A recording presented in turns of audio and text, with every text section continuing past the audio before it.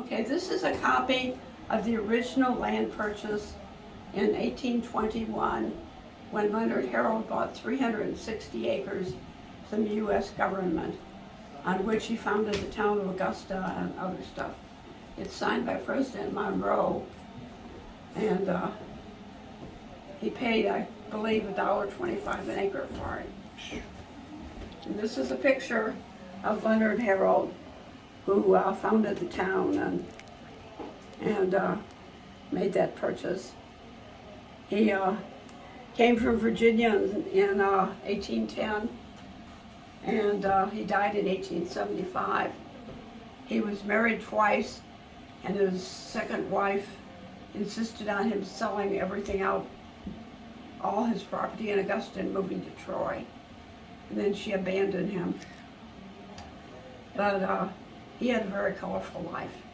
He was in the War of 1812 and sold off lots in his town. He married the daughter of one of the men, Henry Crow, who had a Spanish land grant, who had come with Daniel Boone. So Leonard ended up purchasing all the other heirs to this land grant. And that's where he lived until 1821. These are original Augusta brick. We found them, I don't know where, but the general contractor showed me a pile of used brick in the woods. And so we went and got them all out of the woods, but they were here in Augusta. So these are original brick. The reason I didn't knock this, there must have been something here where I couldn't not clean that up, because you usually just scrape it off and brush it. The sand in that room in there, I wanted it to look natural. And when this was built in 1849, see, this has got Portland in it. This is not old. Even though this is an old wall, this is newer mortar. Anything laid after, say, 1945, say 49 or something like that, had Portland in it. But before that, it was just lime and sand. That's why in the future there won't be hardly any more used brick, because if it was laid after 1950, it doesn't clean up. But anything laid before 1950 cleans up because it doesn't have Portland in it. This sand was from the Missouri, and it had these black particles in it. All these little black particles you could see in the joints. Well, I wanted the joints to look the same, so we would scrape out those joints, and the mortar would, of course, fall on the floor, and then we'd sweep it all up and run it through some screens. And then, of course, it wasn't enough sand, so we had to buy new silica sack sand in bags, and to get enough sand to redo the joints. And if you go buy a bag of Portland today, it's around $11 or $12. But back then it was like $5.50 for a bag of Portland. Well, it was great, and I was told that New Haven had some white Portland, but in 1989 or something, it was like $18, $19 a bag. That was my grandpa, David C.W. Terry Matson, World War I. We have pictures of him at veterinarian school, and they didn't have any lifts or anything. So to work on the horses, they would get like 20 or 30 men and a bunch of ropes, and it looked like the Lilliputians in that story. They would lift the horse up and then turn the horse over and then let the horse down. Oh man, we were up there all the time, cleaning with Aunt Jenny, you know, stuff. Can you tell me more about that? Al Schindler, they had no kids. They came to Honolulu, took us to the Royal Hawaiian. We had dinner. They didn't stay very long. And Jimmy worked for him for years and years. Harry Truman, I can remember Dad's name was, "Drop the bomb, Harry, drop it." Yeah, he told us that. Yeah, he knew Grandpa Al Stelzer's son. I don't know why he knew him. Who? Oh, Oh, Truman. From when Harry come through Washington on the trail. yeah, his son that was Bobby's age and Joe's age. Do you remember them, Jane? Meddendorfs? Do you remember Meddendorfs? They used to come up to the winery. Oh, yes, I remember Mittendorf, And they, believe it or not. They had a meat, Mittendorf beef. Oh, yeah. I'm gonna look tomorrow.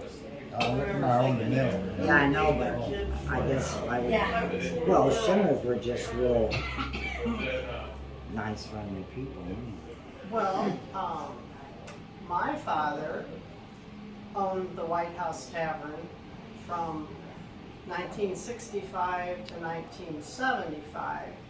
And ironically, he sold it to Jane and her husband, and you had it from 75 till, Till December of '81, and then Kathy and Alan bought it. yeah. So, yeah, so you had it 6 years Yeah. then? Mhm. And then you lived above it too, Uh-huh. just like we did. And I can remember when I was a little girl, Jack Schneider was still painting then, and I wanted my room above the tavern painted orange. And we were talking bright orange, and I still remember watching Jack mix up the paint, and he kept looking at me and then looking at the paint, and then he'd say, "You sure you want this color?" And I'm like, "Yeah, Mr. Schneider, I do." And so I got my bright orange painted room, and it had rugs in it about the color of Jane's t-shirt. So did you guys, And then when we bought it from them, we had the barber shop and Did you gas open up- station out and back. did you open a barber shop in there? Because we didn't have one Yeah. when we lived there. In that far room in the Yeah, front. on the, I guess next to Ferry Street. Yes. Because when my dad had it, that was where he was able to sell No, the hard. Yeah, the yeah. hard liquor. Then we moved that out and back to where the that building was back there. Okay, where the restrooms were? Yeah, Okay. and then we used that, and then we eventually moved the barber shop back there because then we opened up those 2 dining rooms in the tavern. I would like to, of course now they've probably changed it, but I confess, I've been in the restaurant several times, you know, when Al and Kathy had it for dinner, but I never was able to go back upstairs just to see how much it had changed since, you know, I was, Well, yeah, and then when they bought it, and then they put those bed and breakfast rooms up there, it really changed. yeah, I would, Yeah. and I just never did, you know, Kathy always invited me, and I don't know, I just never found the time to get up there, so I wonder what they're doing with it now. Yeah, that's debatable because there was 3 bed and breakfast rooms up there, and then eventually they closed the dining rooms down there and put 2 more bed and breakfast rooms downstairs.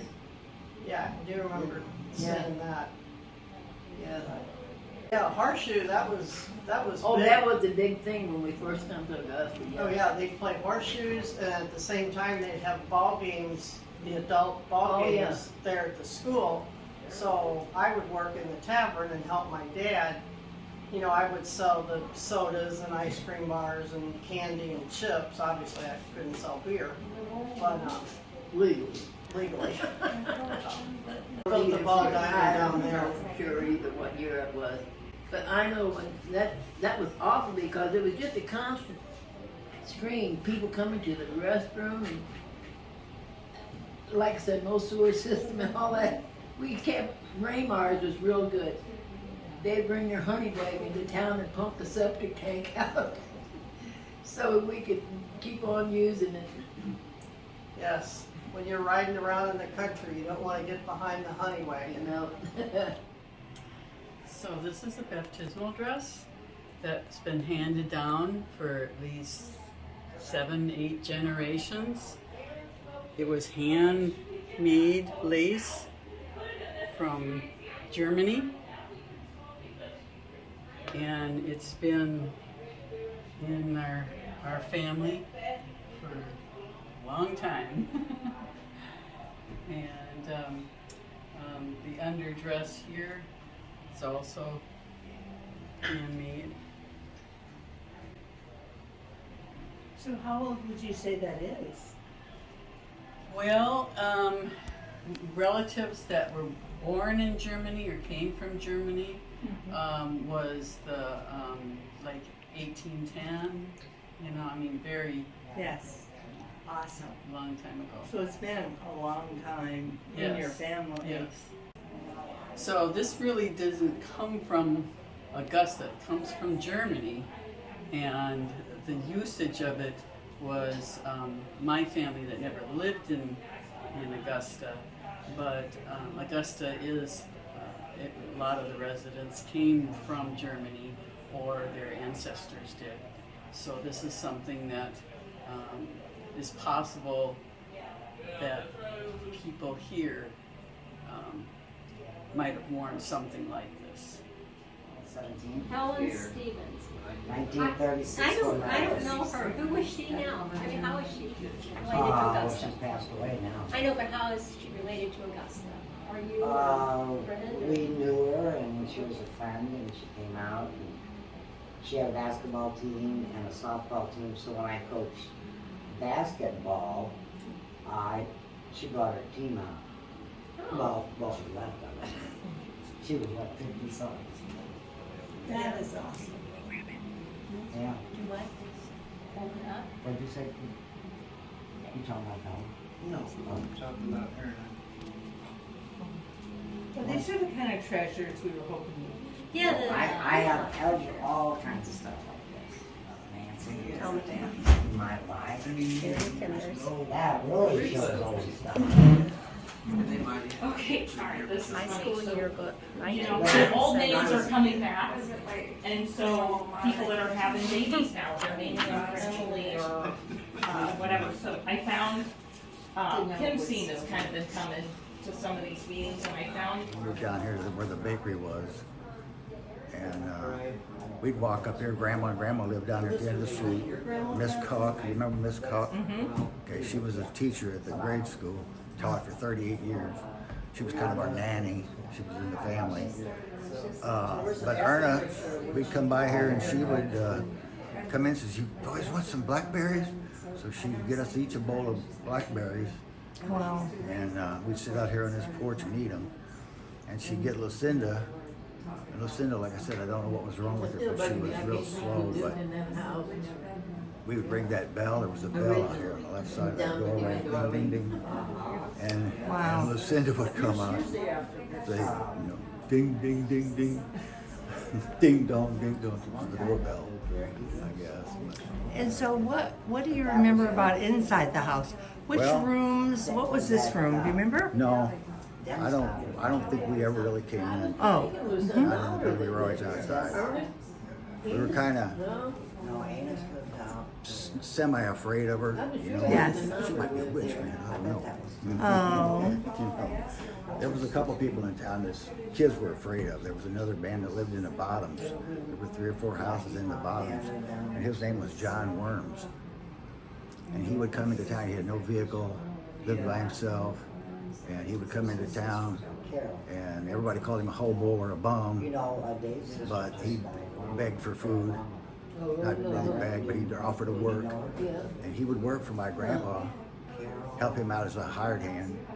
And when we'd go to the dinner table, you know, meals were very structured back then. You'd eat breakfast. At 10 o'clock, you had a cup of coffee, which you poured into your saucer and drank out of the saucer because it got too hot. But at lunchtime, they blow the siren here every day at lunch. Really? Blow the fire siren, so everybody knows it's noon. Wow. And John Burns would say, his shirt says "Duh." Howie a lot.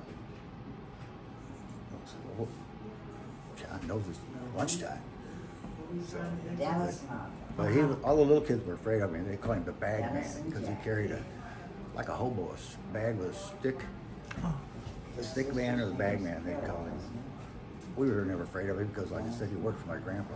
Years after Augusta was founded, there's this big influx of Germans because they were having a lot of problems in Germany, and somebody wrote a well-known book about how similar the Missouri River Valley was to the Rhine Valley, encouraging people to come to this area, and they came.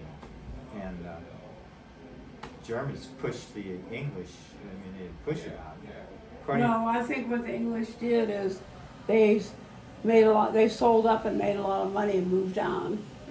Yeah. So the town ended up becoming pretty much a German town, including, Herman. Actually, most of the towns along the Missouri River Are considered German origins as far as I look. is mostly. So, when we cleaned out the old farmhouse, we came across the deed. So I was really surprised to see Conrad Meloncraft listed, and this is dated July 1st, 1850. So it would have been 20-something years before this Leonard Harold. No, that's the date the picture was taken. He died in 1875. Oh, okay. So Oh, what okay. year do you think he founded Augusta? He founded it on April 19th, 1836. 36, okay. So this, what I understood from Anita's research was that Julius came here first and that Conrad was a cousin, and then he must have sent word back to Germany and said, hey, things are good here, you should move, and so then he came, but I don't even know, like, I think he came here before 1850, but this is when he actually owned part of the farm that's out on Hemseth Road. Okay, well, so Julius and Conrad were going to start a town called New Dortmund. Okay. It's Yeah. out down at the bottom of Klondike Hill. There's a little plaque. up Not there. Klondike Hill, Harrison Hill. Yeah. But Leonard Harold had been planning to start his town anyway. Okay. So I guess he heard that what their plans were. So he rushed to get it surveyed and the lots laid out, and 2 weeks later he had a sale and he sold everything. He auctioned off all the lots, and so he got ahead of Julius and Conrad. And the people who bought the lots in 1836 all had English names. Okay. 20 years later, it was all German names. So it just did a flip-flop. Yeah, well, what happened is, since the town of Augusta, or it was called Mount Pleasant then, was here and it had such a good boat landing, the state wouldn't allow Julius to have a boat landing on his property. So that killed the town. Okay. And then the flood of 1844 came through, and it wiped out a lot of Julius and Conrad's, lots or something. So that was the end of New Dortmund. So if that was 1844 and this is 1850, maybe he said, I'm done with this river flooding. I'm gonna move to higher ground. That was Julius Meloncraft's winery. Okay. An old brick winery on Shell Road. Yeah, it's right up at the top of the bottom, the bottom road. Yes. And there's not much of anything left of it, but you can see it in the winter. Like Oh, some you're talking just about the brick building. It's a brick building, yeah. Oh, I didn't know that was ever a winery. Yeah, it was Julius's winery. Oh, no kidding. Back in the 60s when we were here, I walked up there, but it was pretty much, had been abandoned for years by then. And evidently, it was a beautiful building at one time. It had walnut bookcases and all kinds of stuff, but that's all gone. So he had it as a functioning winery back Yeah, then. yeah, So even though he couldn't have a town, he He still had a had winery. business. yeah. So who owns that piece of ground that that's? Jan Meloncraft. It's Jan's. Yeah, I've always been tempted to go up there, but I never asked, and so I've never seen it. So Yeah. I'll ask Janet if I can go look at it next winter. Yeah. But then about when I hit 4th grade, we moved to this house down here next to you. Right. So did your mom make the sourdough bread She when did. you lived at the winery? Yes, she did. She would get up at 3 o'clock in the morning. She had a starter, and the same bowl of starter she used for the whole thing. Yep. She'd get up every morning, 3 or 4 o'clock in the morning, and start that bread. Yeah. And so did Lucian encourage her to start the bakery then? Mm-hmm. Lucia and Eva, Lucia's wife Eva, their mom and Eva were pretty tight. Of course, Yeah. Scotty worked for Lucian. Uh-huh. Scotty never did anything else in his life but plant grapes, Yeah. But let's see, Lucian, she made the sourdough bread sticks, Yep. and they went over really big, and everybody wanted those things. She couldn't make them fast enough down there. She got pretty big, and when you work for her, you know how it got to be. I made those breadsticks. Yeah. They were really good. Yeah. Well, she was approached at one time by Panera Bread to sell her recipe. Wow. She had the breadsticks, and she also had a cookie called a leaf Oh, cookie. yes, that's mine. Yeah. I want that recipe. She's got, everybody, she should have probably sold it to him. She'd have been Right. pretty well off by now. Now, is she going to give you some of these recipes for the family? You know, I've got 3 brothers, one's deceased, but none of us have any interest in that. But I mean, just the Yeah, I think- recipes. Oh, yeah. No, I think I know I have some of them. They're in their safe deposit box at the bank of Denso. Good. Mm-hmm. Those cookies were, oh my gosh. They were good. Breadsticks were good. Wow. But other than that, living in Augusta back in the 60s, it was like Leave It to Beaver. Oh, You wow. know, I mean, it was all good. It was all good. But Augusta pretty much closed up on the weekends, and we had it to ourselves. We rode horses till we got big enough to get motorcycles with the bottoms down and everything. It was a good place to run around. Everybody learned to drive in the cornfield. My dad wouldn't take me to teach me how to drive. I don't know, he was afraid, I guess, but Mom I'll be did. darned. She taught me how to drive. Wow. Do you have some pictures of your mom and dad that you could donate here? No, but I probably do, but I was going to ask you about that. I've got a lot of pictures from old Augusta, Oh, yes. We would love that. and I do have a couple of them in the car. I'm going to get them for you. I want to donate them to Okay. the museum, but I don't know what my mom wants to do. You know, if she's all right with that, it's her call. Yeah. So, and I know she's got a chest down here in this house that's full of old newspaper clippings over anything that happened in Augusta. There's so many things you can get into, like I always think about, I just passed this house on the bottom road, that big yellow house where Mike and Doria live. Yes. You know that big yellow house? That belonged to a guy by the name of Louis Vogopol. Louis. Vogopol. Louis was probably the richest man in St. Charles County. Wow. He owned all the river bottoms, him and Frankenberg. But anyway, my grandpa, I got a picture of that big yellow house, and my grandpa was out in the front yard at the age of 3. A lot of the stuff, if we don't capture it and have a place to store it like here, what's going to happen? I mean, this is the only center that's available, particularly with everything being bought up. Right, exactly. What do we do? Where do we put things? No, I don't. You know, I saw the book in there. Anita translated the St. Charles Democrat into English. That's Yes. a good book to have. And she probably had a lot more stuff in her brain than she ever let out. I'm sorry she's gone. Wow. I took a bunch of pictures one time to her and said, Anita, we got to find out who these people are. Because all the people that know are gone. Yes. Got books of pictures, wedding pictures, all group pictures. Nobody knows who's who. So I got 10 or 12 of the oldest people in Augusta. Wow. We went to the White House Yeah. and we sat down, we passed those pictures around. And out of all those pictures, those 12 people knew 5. Too late. Marge said that let's go over to the History Museum. They have show and tell, and I'll take you over. And that she would tell about me as an antique. And I said, no way. But then she hands me this.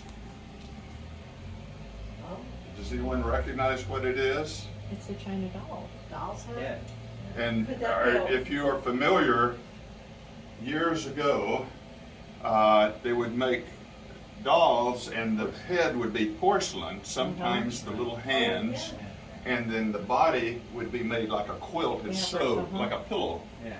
And Marge and I,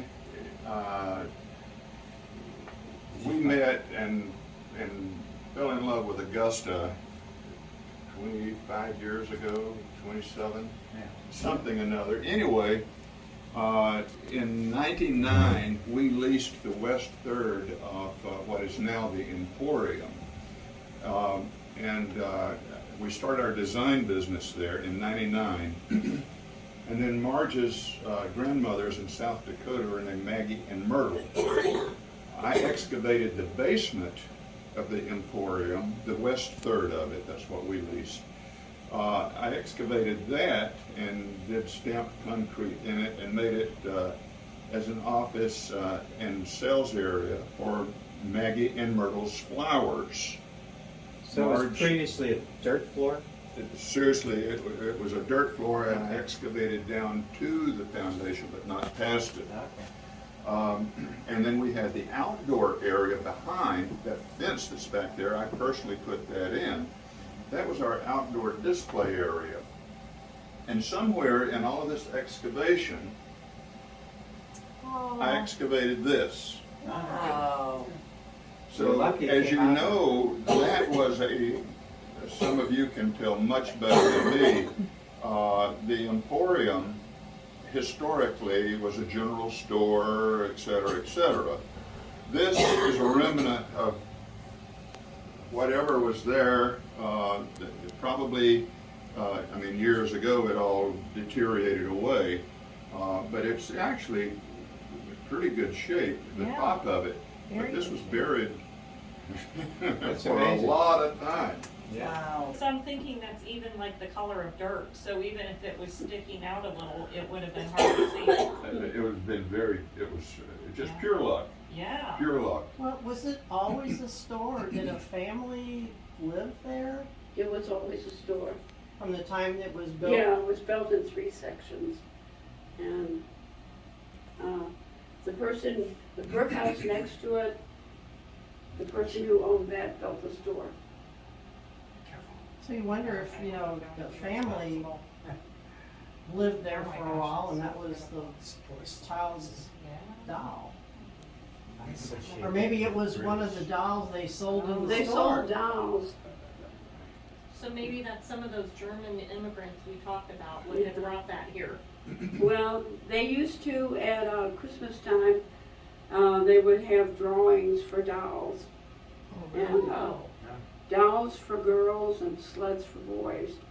And you could sign up, you had to buy a ticket each week or something, and then they'd draw so many names and you'd get a doll. And that was happening at that store. Yeah. Oh. Our house is on the National Register as the Dr. Gerling home. He bought it in 1855 and he officed there and he ran a pharmacy there.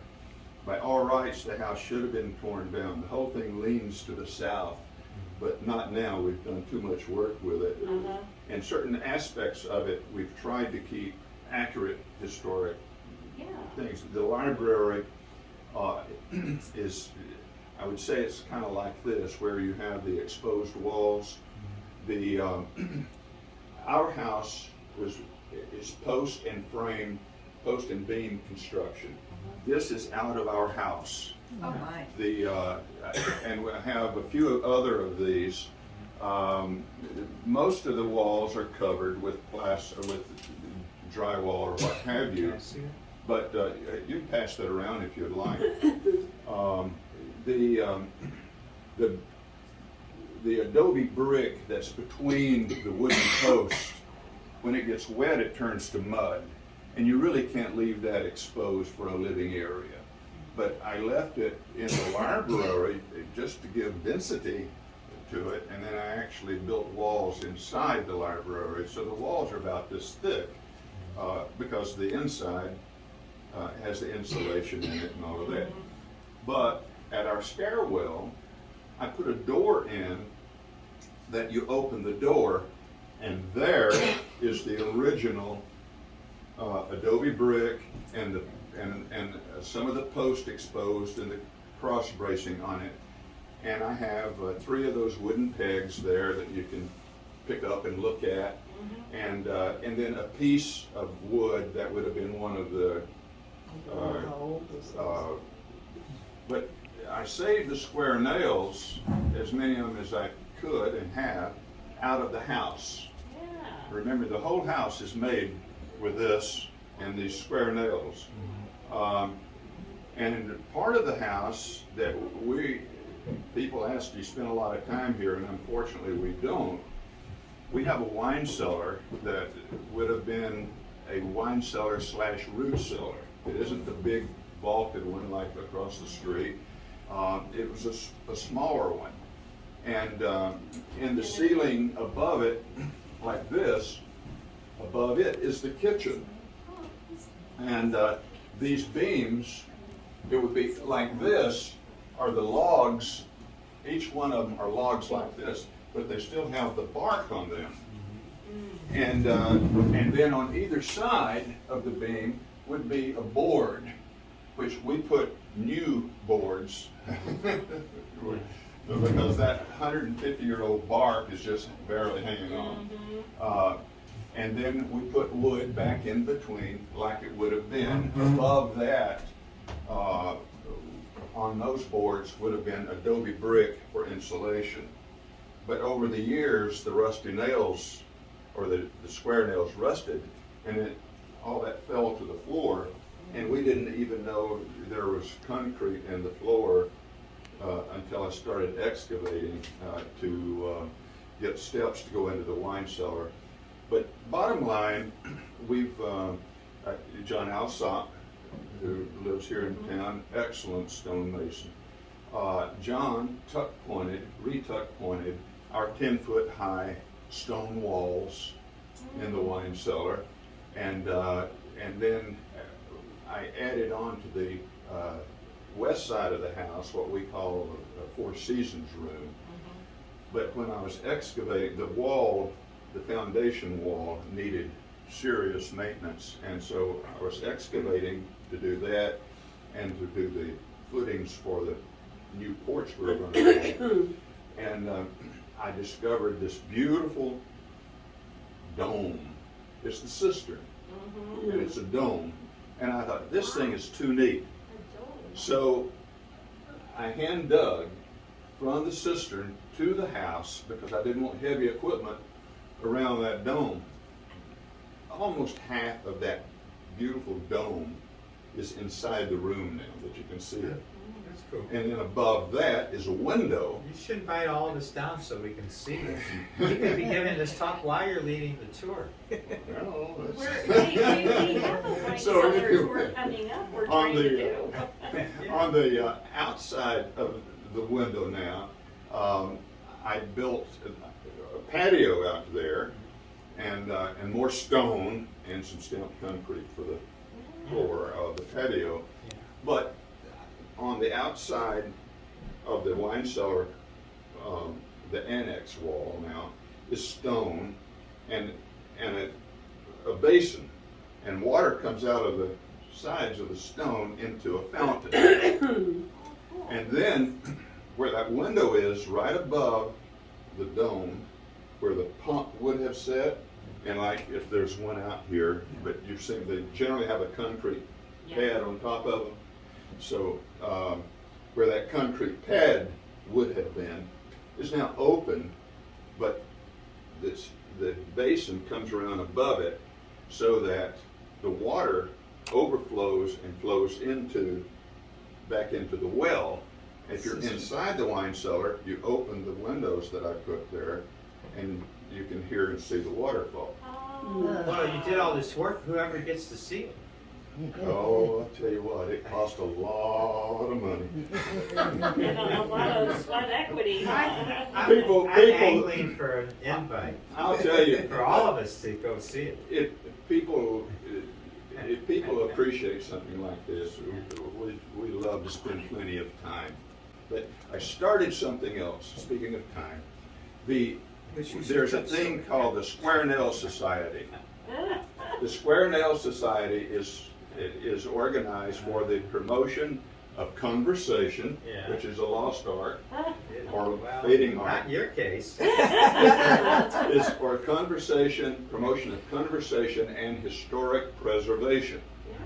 And if you sit in our wine cellar and carry on meaningful conversation, you don't have to drink wine, you can drink coffee or tea or nothing, but carry on meaningful conversation, then you can select out of a jar where I have some of these square nails stashed away. You get that, and take a little brass or copper plaque, just a little square that I made. You write your name on it, and then you take your square nail and put it through that little plaque, and there's a place there where then we hammer it into the wall so that when you come back, you put a tick mark by your name as visiting and carrying on the Square Nail Society. This is an elaborate